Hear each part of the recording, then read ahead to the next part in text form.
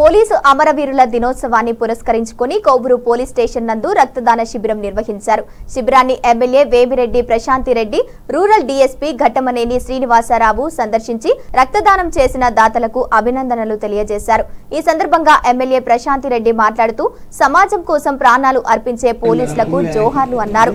Police వ్యవస్థ ఎంత ముఖ్యమో అనేది మనకు తెలుసని, సమాజం కోసం ప్రాణాలు అర్పించిన సేవ చేస్తున్న పోలీసులను మనం గుర్తుపెట్టుకోవాలన్నారు. ఈ రక్తదాన శిబిరాన్ని ఏర్పాటు చేసిన కోవూరు నియోజకవర్గ పోలీసులను అభినందించారు. రక్తదానం చేసిన నియోజకవర్గ యువతను ప్రత్యేకంగా ధన్యవాదాలు తెలియజేశారు.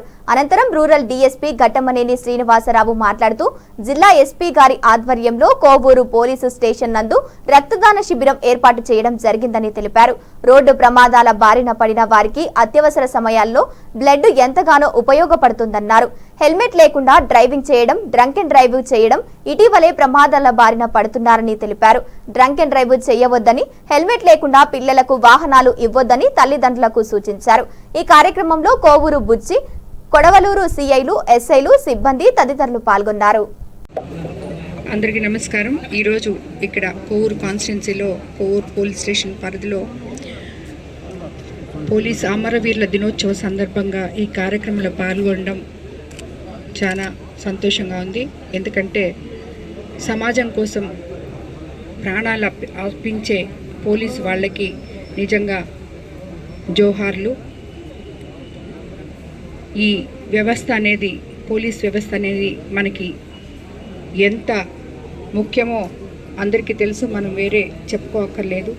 వాళ్ళు ప్రాణాలు పణంగా పెట్టి సమాజం కోసం సేవ చేయడం అనే దాన్ని మనం నిజంగా వాళ్ళని నిత్యం గుర్తుపెట్టుకోవాలి. అలాంటిది ఈరోజు ఇక్కడ వాళ్ళు సేవ చేయడమే కాకుండా 10 మందికి పనికొచ్చే విధంగా రక్తదాన శిబిరం ఏర్పాటు చేసి యాక్సిడెంట్ అయిన వాళ్ళకి కానీ, అలాగే తలసేమియా వాళ్ళకి కానీ, రెడ్ క్రాస్ వాళ్ళకి కానీ ఈ బ్లడ్ డొనేట్ చేయడం అనే ఒక కాన్సెప్ట్ తీసుకొచ్చి కోవూర్ కాన్స్టిట్యున్సీ పోలీస్ మొత్తం దీంట్లో పాల్గొనడం నిజంగా చాలా గొప్ప విషయం. అదేవిధంగా కోవూరు కాన్స్టిట్యున్సీ నుంచి యువత ప్రతి ఒక్కరూ ముందుకొచ్చి అన్ని మండలాల నుంచి వచ్చి మేము బ్లడ్ డొనేట్ చేస్తామని ముందుకు రావడం కూడా నాకు చాలా సంతోషంగా ఉంది.